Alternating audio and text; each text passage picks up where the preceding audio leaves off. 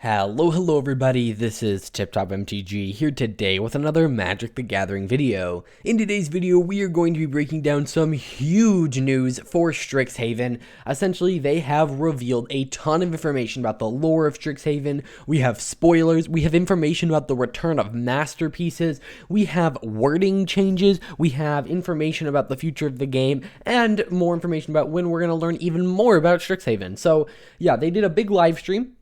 And then they posted this article. Now, I haven't read this article, but I did go through the live stream. And so we're going to kind of go through this article. I'm going to talk about what they're talking about. Maybe they leave a couple things off that were in the live stream. And so we're going to talk about all this. I'm going to give you my opinions and all of that. So let's jump right into this. Welcome, students. In just a few weeks, class will be in session at the prestigious Strixhaven School of Mages, and we're so glad you've chosen to begin your mystical studies with us. You represent the best and the brightest the multiverse has to offer, and we represent all the knowledge one could possibly hope to learn as a blossoming mage practicing your magecraft. As a new student, you'll be joining one of our 5 colleges based on your aptitudes and desired areas of study.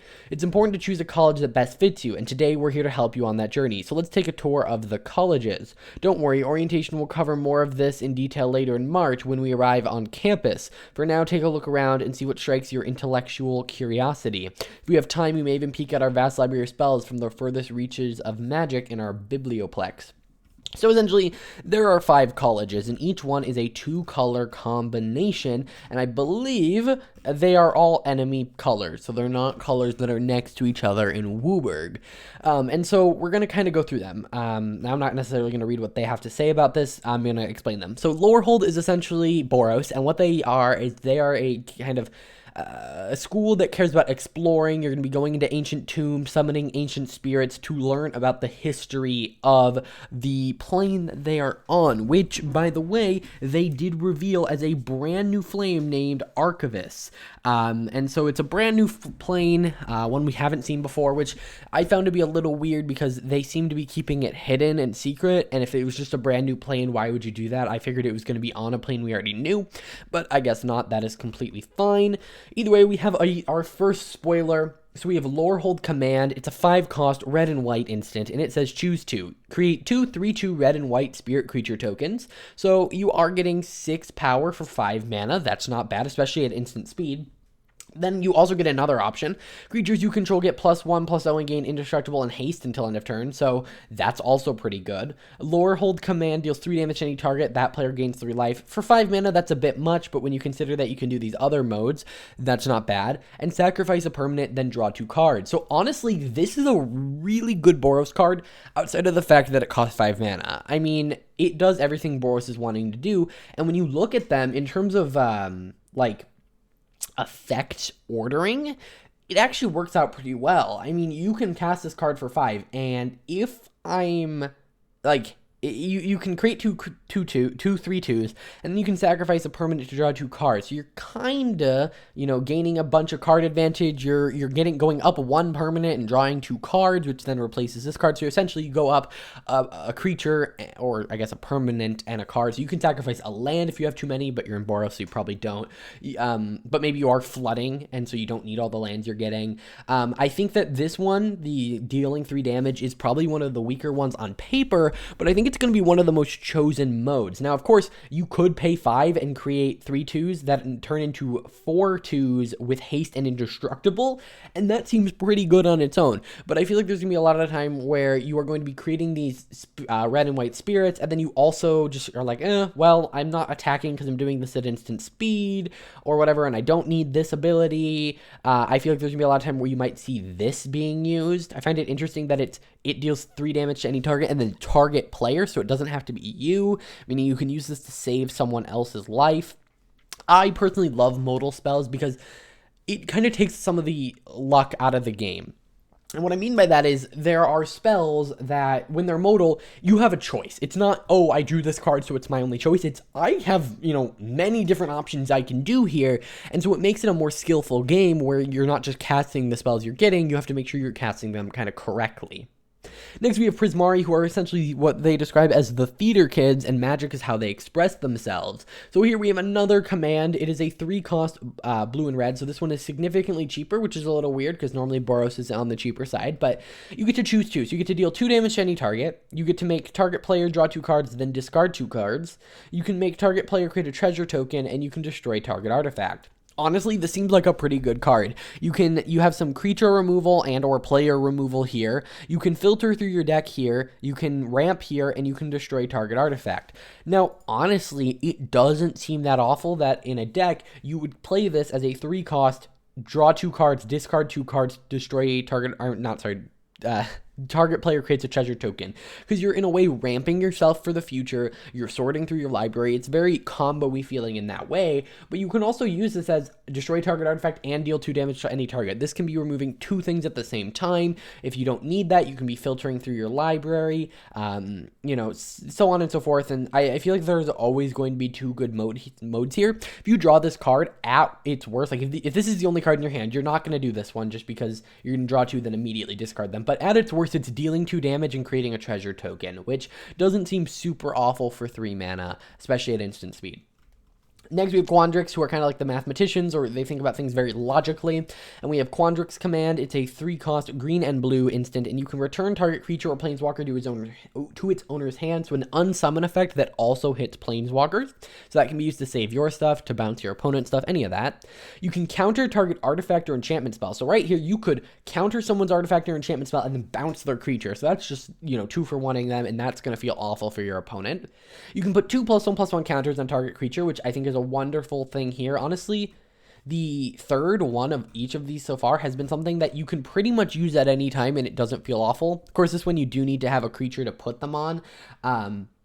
But I do think that this one is one where you're like, oh, yep, I'm just going to do that. I only want one of these effects, so I'm going to just do this one. And then you can make target players shuffle up to 3 cards from their graveyard into their library. So again, very, very versatile here. I feel like you might run this and then just have to use it as a counter spell, and then you also put some stuff on it. You may use it as a bounce spell. I think this one is one of the better ones. It is definitely cheaper than the Boros one, and I think that it does a lot in terms of control. So I think that maybe it's not main boarded, but I think this could be a sideboard card against people who maybe are trying to mill them, or people who are trying to do some shenanigans with artifacts and enchantments.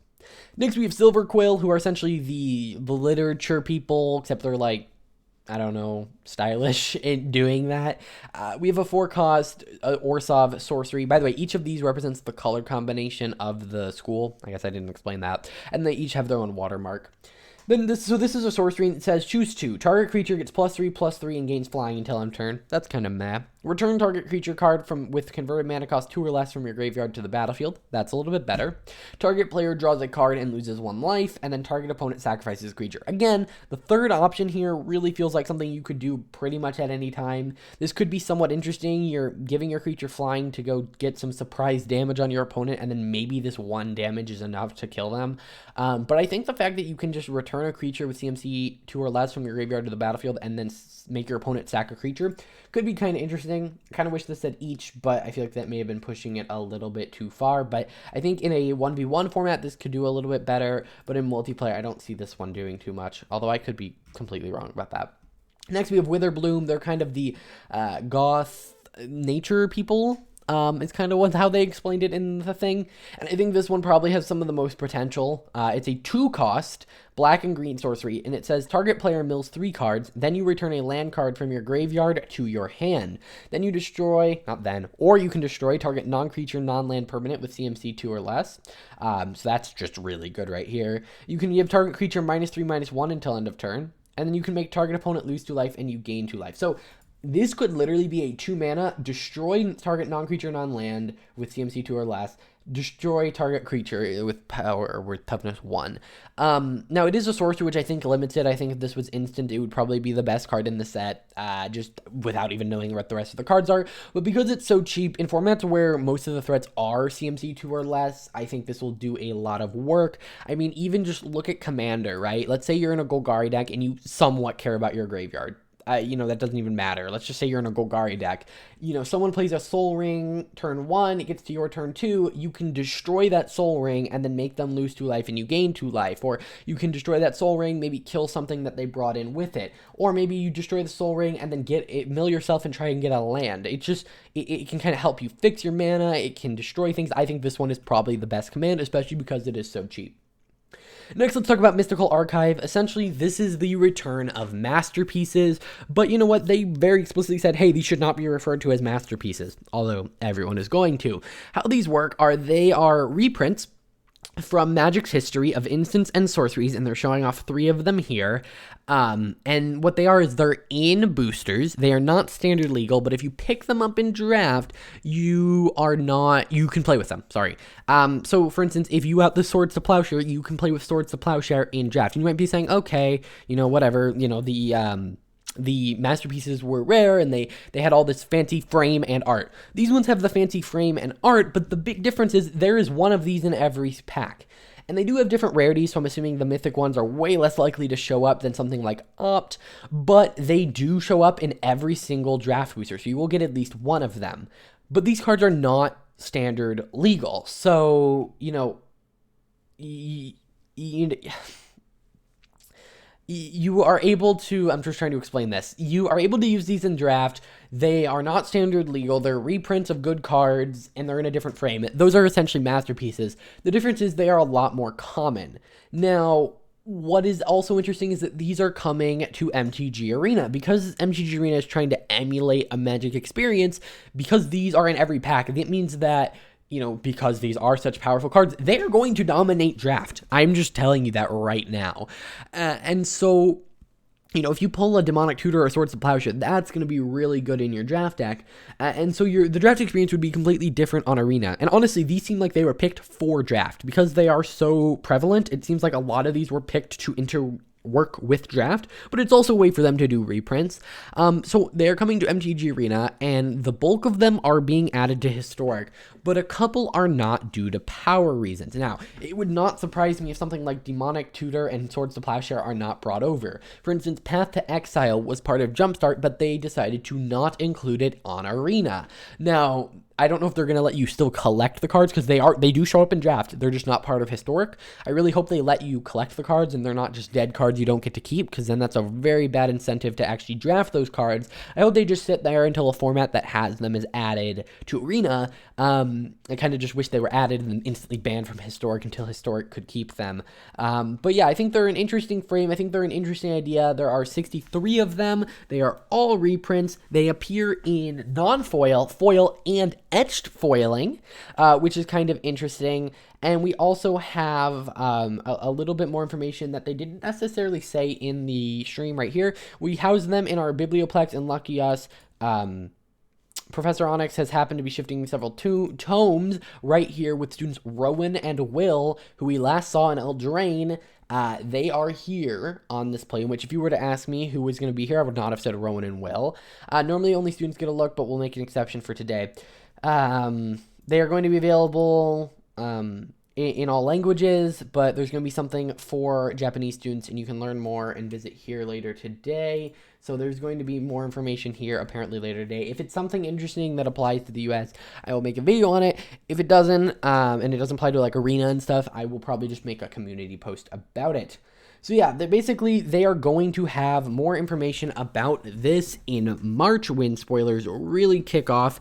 That was a pretty in-depth sneak peek. They called it a sneak peek. That is a pretty deep dive.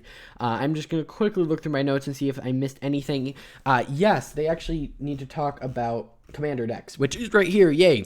Okay, so Commander 2021, there's going to be 5 decks, which is very similar to last year. They are going to feature 81 new cards total, and each deck will focus around the colors and themes of the associated college. They say they can't show us the face cards since they have secrets about Strixhaven, probably mechanics and overall themes, but stay tuned, we'll introduce you to them come orientation day. There's also going to be change in packaging to reduce the amount of plastic, and so the only thing that'll be plastic will be the wrapper around the cards, which they say they're working on too. Then they show us some Strixhaven packaging, which they did show us in a little bit less detail on the stream. So let's take a look. So it looks like we have Will and Rowan, who are going to be kind of the front of the set. And if you would have asked me who I thought it was going to be, I would have said it would be Kasmina, because I think that makes a lot more sense. But looking here, we have, you know, the faces we saw up here for each of the not guilds, but the schools, and we can see those there, so that's not giving us much new information. We also can see that set boosters are returning. I don't really see too much here other than the schools kind of facing off. We have theme boosters, which are going to be themed around the different schools. And then we have a booster or bundle, which is going to feature very similar art. So yeah, there are going to be at least 3 in every collector boosters for the mythical archives. Yeah, that's pretty much it for their announcement. That was a lot of information. Oh, a couple other things that maybe aren't Strixhaven related. Next week, it starts Time Spiral Remastered spoilers, which I will be covering on the channel. They may work a little bit differently because they are going to be all new cards, and you can kind of just look at all the cards from Time Spiral block and kind of figure out what's going to be there, but I will be talking about all of that and more next week. If you guys have any questions, leave them in the comments down below. I want to know what you guys think about all of this as well. I will see you guys in the next video. Bye.